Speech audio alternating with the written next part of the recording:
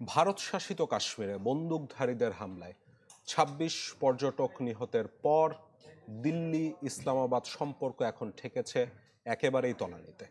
চলছে ব্যবস্থা পাল্টা ব্যবস্থা। সীমান্তে দুই দেশের সেনাদের মধ্যে গুলি বিনিময়ও হয়েছে। ভারতীয় নাগরিকদের সব রকম ভিসা স্থগিত করেছে পাকিস্তান। জম্মু কাশ্মীর জুড়ে চলছে জঙ্গি বিরোধী অভিযান।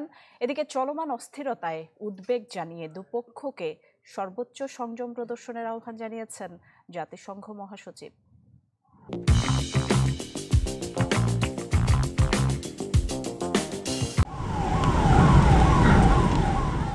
এমনিতেই ভারত পাকিস্তান কূটনৈতিক সামরিক সম্পর্ক একরকম সাপে নেউলে।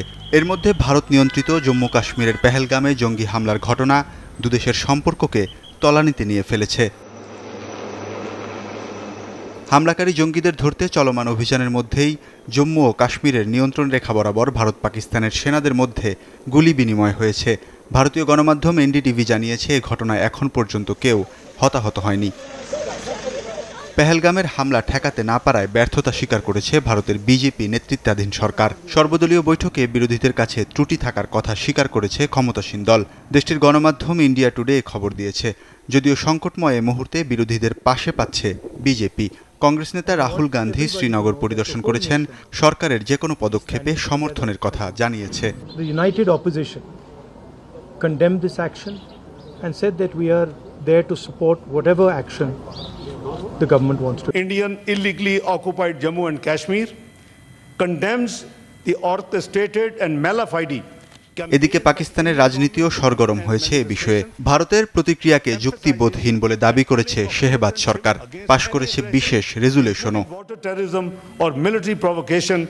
I now put the resolution before the House. Those who are in favor of the resolution may say aye.